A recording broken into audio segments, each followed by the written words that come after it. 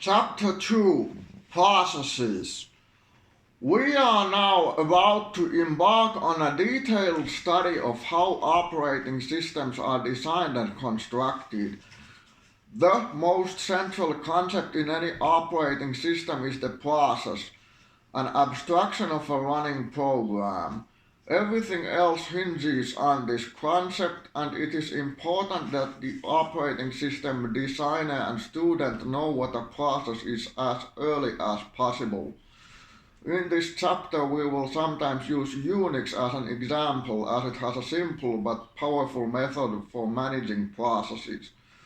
2.1 Introduction to Processes, page 21, Modern Operating Systems, Andrew S. Tannenbaum.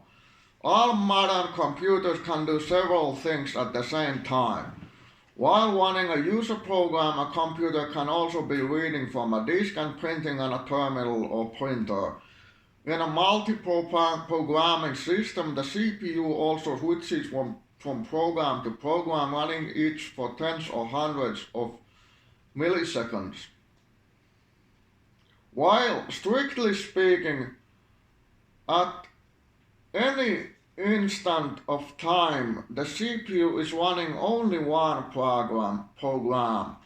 In the course of 1 second, it may work on several programs, thus giving the users the illusion of parallelism. Sometimes people speak of pseudo-parallelism to mean this rapid switching back and forth of the CPU between programs, to contrast it with the true hardware parallelism of the CPU computing while one or more input-output devices are running. Keeping track of multiple parallel activities is hard to do. Therefore, operating system designers over the years have evolved a model that makes parallelism easier to deal with. That model is the subject of this chapter. The process model.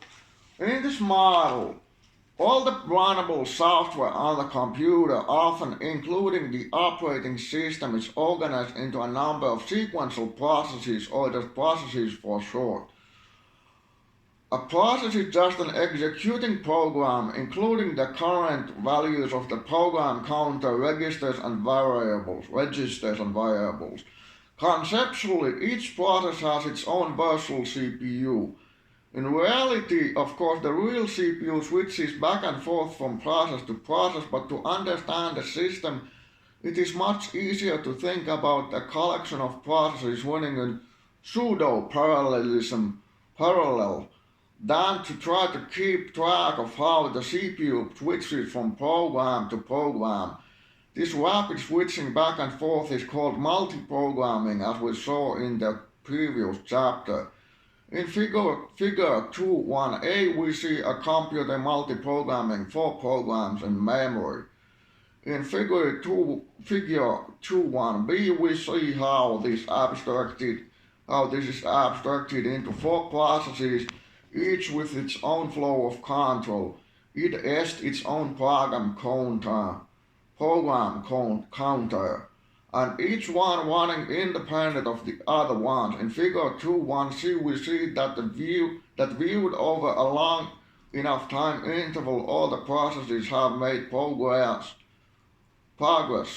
but at any given instant, only one process is actually running.